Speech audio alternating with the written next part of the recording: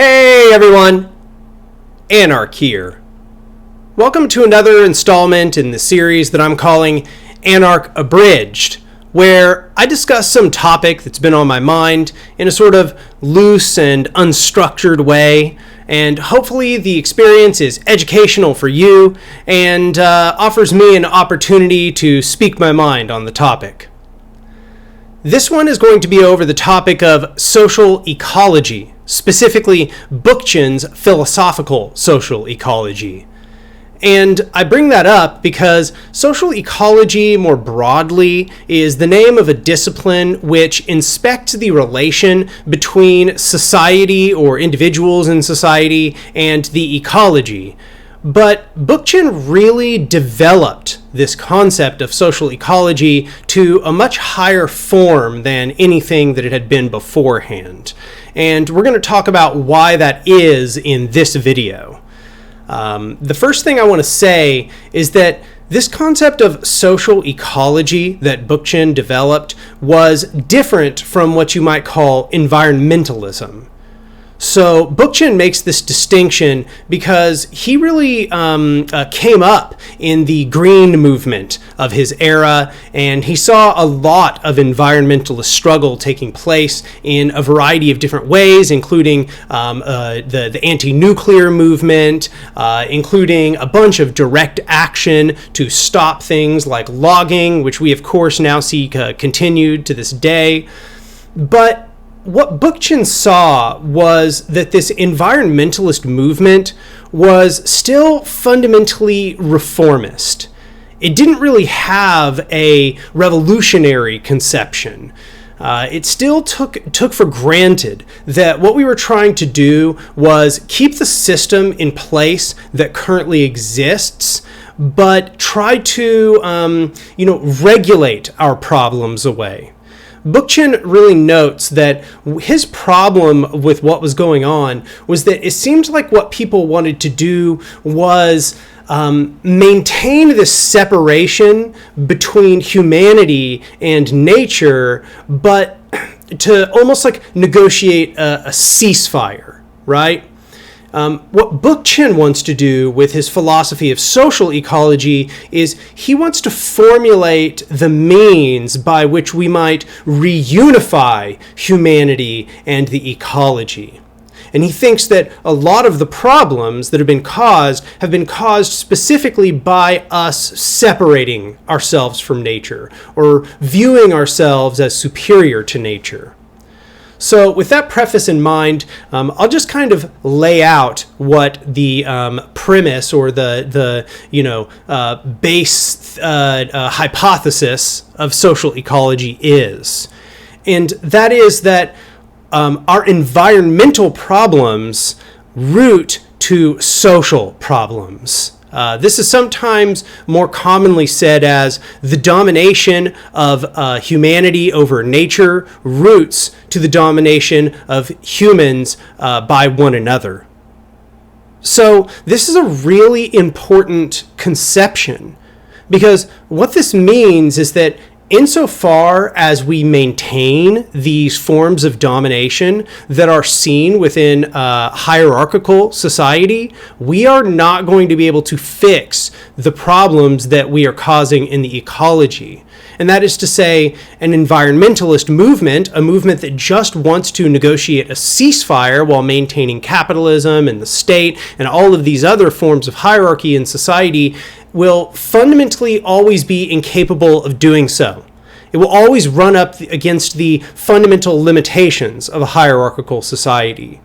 And therefore, Bookchin is telling us that in order for us to reintegrate with the ecology, what we're going to have to do is change the very structure, the very foundational structures of society. So I just did an Anarch Abridged about the difference between reform and revolution, and that would probably be a really good video for you to go watch if you are not sure what I mean about that distinction between reform and revolution, and perhaps why it's so important that we undergo revolution as opposed to just fighting for reforms. That won't be the topic of this video, but it will relate to the topics of this video. So I think it's really important to understand that for Bookchin, this split between the way humanity functions now, the structures of hierarchy that govern modern society, and the time where we were actually more in harmony with nature, is a split that he calls first nature and second nature. Okay? So this idea of first nature, as Bookchin has conceived it, is an idea of the nature that is carried out, that is built through evolutionary processes. Okay, it is not built through rational development, through conception of an idea and then its achievement. It is not mutable at all. It's very much functions on necessity. That is to say, first nature functions on necessity. Second nature is the sort of arbitrary society, or I suppose not arbitrary, but the society that is based on ideas and the fulfillment of ideas, that is built on rationality and the bringing of concepts into reality by human beings. Okay, so Bookchin's not trying to say that we have become like objectively separate from nature in this process. What he's saying is we have developed a new kind of nature in this process.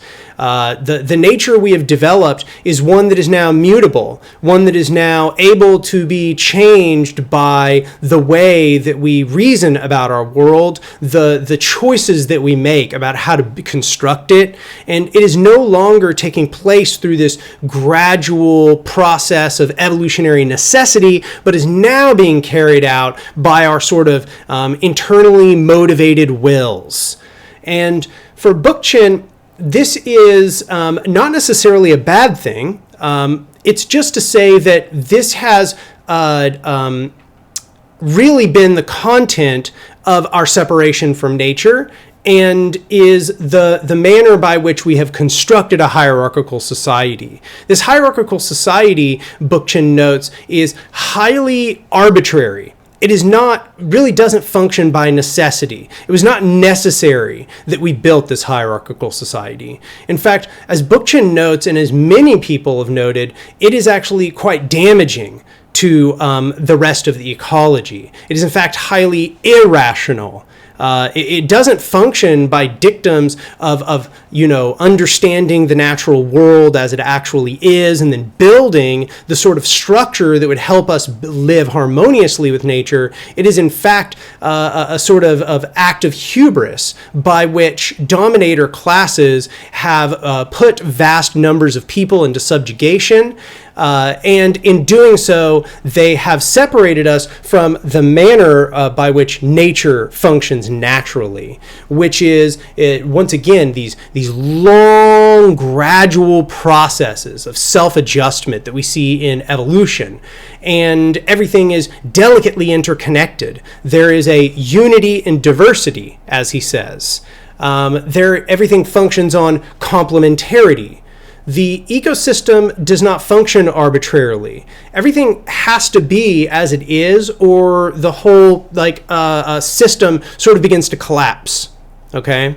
So everything serves a purpose in the ecology, right? The wolves, they keep the predator, or they keep the prey populations in limited. The preys, they eat vegetation, then they reseed the vegetation back into into nature, and so on. Everything has its necessary place, and if you remove any component, what you'll find is that it will generally weaken the ecosystem. The ecosystem is stronger by the very structure that it is built in. However, in hierarchical society, we have our highly arbitrary structures, structures which are built without the ecology in mind, that are built for the interests of a small class of dominators, and in doing so, they become more and more separated from the needs, the necessary functions that allow the ecology to exist, and I might note that allow us to harvest from the ecology, to use the ecology.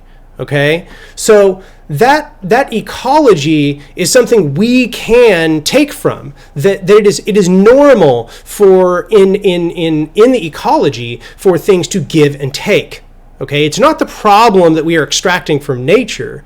It's the problem that we're extracting from nature in a way which is too extractive, which is it's all take and no give, right?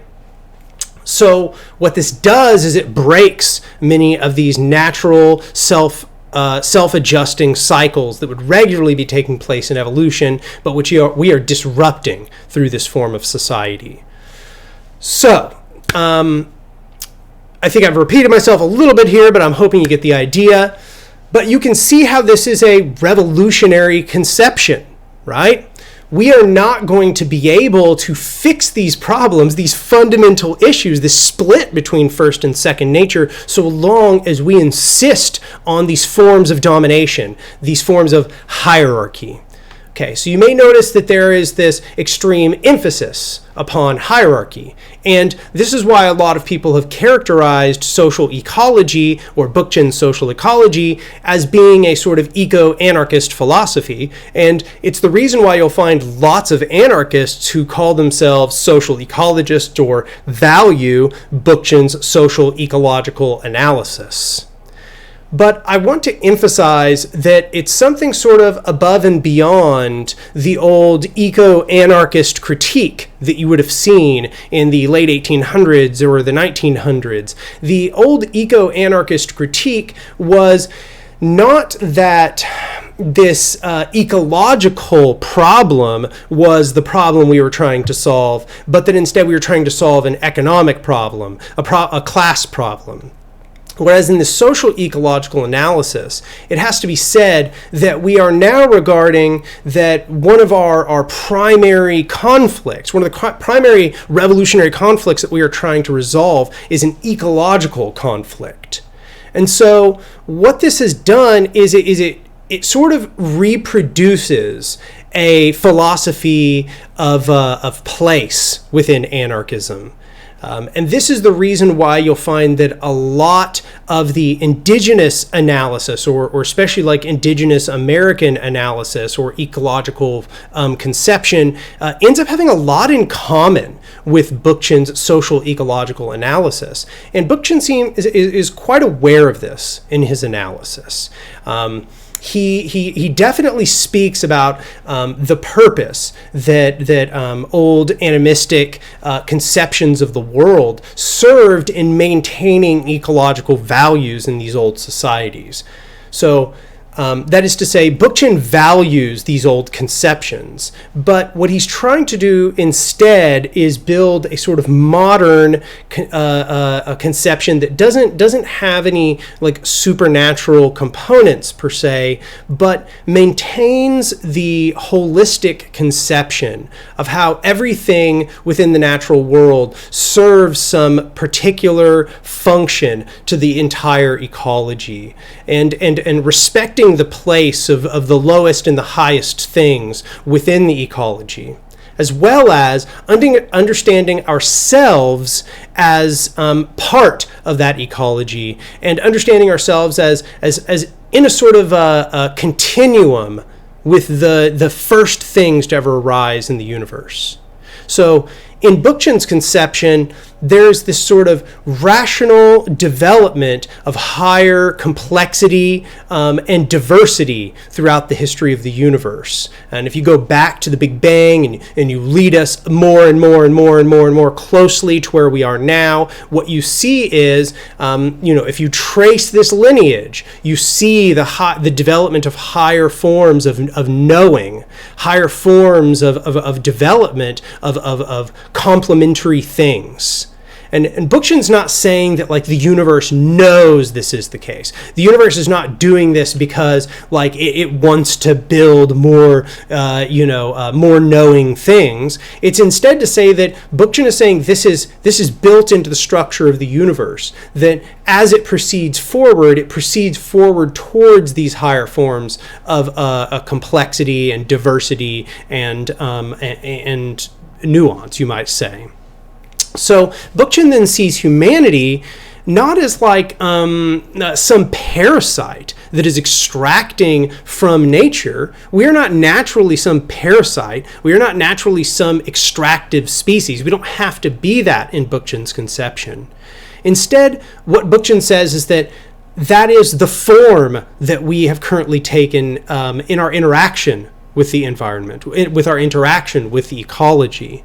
But that is not what we are bound to be. Instead, if we were to recognize our fundamental purpose, we are one of the highest culminations, if not the highest culmination, of self-knowing in the universe, of the ability of the universe to know itself, of the development of complexity. And our ability to cognitivize the world, to rationalize the world, it's not a curse. It doesn't have to set us apart from nature. It could instead be the development of new, complex interactions with the rest of the ecology. It could allow us to raise the purpose of the ecology to its next stage, you might say. So this next stage actually also has a name. He calls it third nature. And third nature in Bookchin's conception is the reintegration of first and second nature. It is the process by which we destroy all forms of domination and hierarchy. We return to an ecological relationship with the ecology, and we do that by recognizing that we are part of the ecology, that our rationality is merely one of many functions within the ecology, and that we, with that rationality, are capable of building a more ecological society. And we have to recognize the ecological thrust of everything that we are doing. We no longer are seeking this ecological integration through this slow process of gradual adaptation and necessity, but instead now ecological integration, our relation to the ecology and our place in the ecology is something that we will. It is now something that is a product of human imagination, that is a product of human potentialities. And in order for us to do this, we have to actualize those potentialities. We have to actualize this revolutionary future. So, that might be a lot to chew on. I expect it is. And I also figure that you may be having a hard time following what he even means when he says that the ecological problem, roots to the problems of hierarchy. I think those of you who are anarchists are probably going to understand precisely what I mean when I say that. And I think that a lot of people who are maybe even anti-capitalist might kind of already have some conception of what I mean when I say that. But those of you who aren't in that position may not really know what I'm getting at here. So it has to be said, the problems that he is describing are not abstractions. They can be seen within the very processes that are taking place in the world. So I'll give some examples. Let's imagine that we proceed forward with green capitalism, okay? We go through with the environmentalist ceasefire, and we try to regulate industry. We try to push toward renewable energy, but we don't get rid of any of the perverse incentives. We maintain the fundamental drives of capitalism, its desire to grow at all costs, its need to continually seek more energy to sustain its growth imperative. Well, if that were to be the case, the movement towards solar power or electric power, those things will still require massive batteries in order to store that energy. And in order for us to make those batteries, we're going to need exotic materials, exotic minerals. And many of those minerals are going to be found, especially in places that are historically oppressed, the global South. And to be specific, we see that a lot of that stuff is in Central and South America, and in Central and South America are currently, in fact, being exploited for many of those minerals, especially as we make this movement. And insofar as that those capitalist drives are maintained, insofar as the imperialist drives of the state, the inherent imperialist drives of the state are maintained, then all that's going to happen is we're going to enter a new extractive regime. We're now going to be we're going to have wars over lithium instead of wars over oil.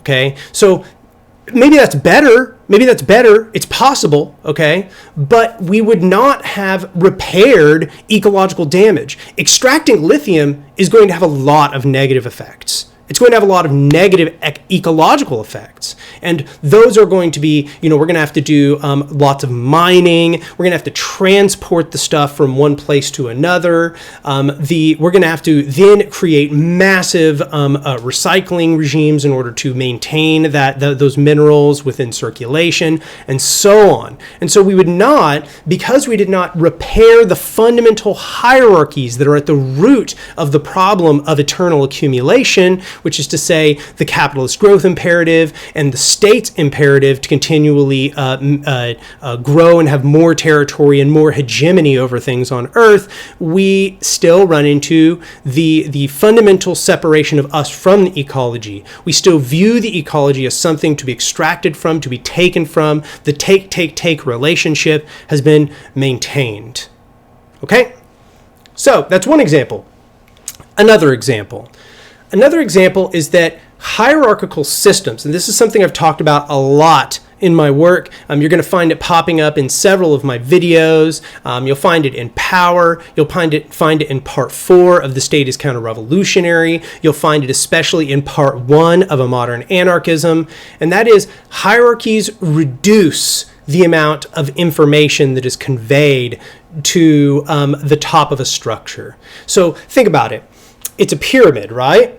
Okay, so at every single juncture, fewer and fewer people are conveying the information. So we're all familiar with how the game of telephone functions, right? Which is where, I whisper something in somebody's ear and then they whisper something in somebody's ear, and we do this 5 or 6 times. And we all know that by the time it gets to the 6th or 7th or 8th person, by the time it gets there, it's corrupted. We're all familiar with like all the silly things that kind of come out of the 6th or 7th. And the further it goes, the worse it gets. Right? Now imagine we started with millions of people with all kinds of different needs and concerns and all kinds of local problems, all being shouted into 100,000 people's ears. And then those 100,000 people shouted all into 1,000 people's ears. And those 1,000 people all shouted into 5 people's ears. And the more this hierarchy exists, what you'll find is that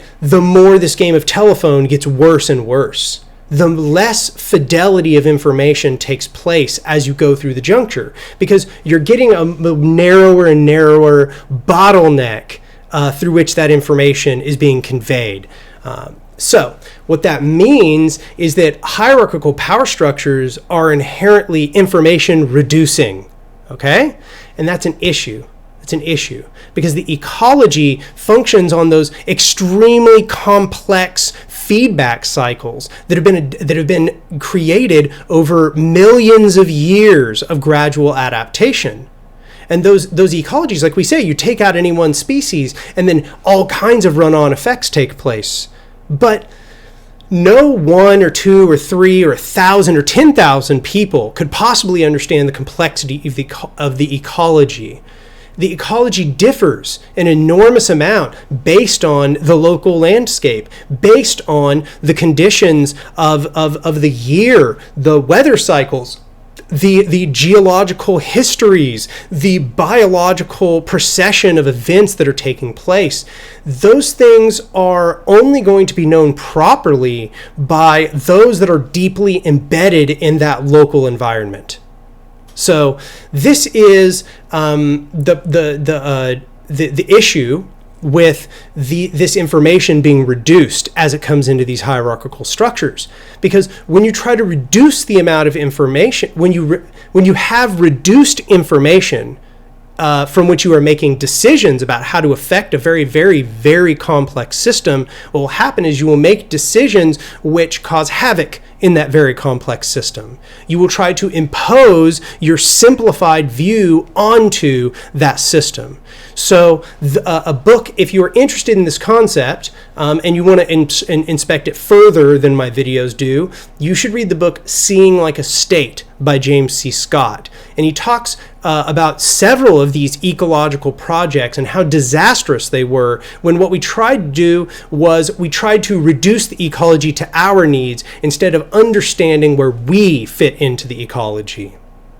So, I want to kind of start bringing us to a close here. How is it then that an anti-hierarchical society or a horizontal society, an anarchist society perhaps, would solve the problems that I am noting? Well, in a horizontal society, what you've done is you've dissolved the decision-making power down into local structures. So by your very nature, what you've done is you've restored the power of those people who are on the ground in the ecologies, actually present within that ecological niche, within that material landscape, to dictate how that ecological niche will be administrated, will be managed, how that they can themselves interact with and integrate with that ecological niche. So the information then is not lost in this process. It's conveyed directly to the people that are living there every single day. They get the firsthand experience. Therefore, they are the ones that are absorbing the pertinent information about it. And then they are able to make decisions about that ecological niche based on their experiences living within it. So this is not to say, of course, that just because somebody lives in the ecological niche, that they just like ipso facto know everything about how to deal with it. It's not to say that we like reject expertise or we don't need ecologists coming in and helping us analyze how things should be done, nor is it to say that there perhaps would not be very, very large bodies which would have to set standards for ecological interaction.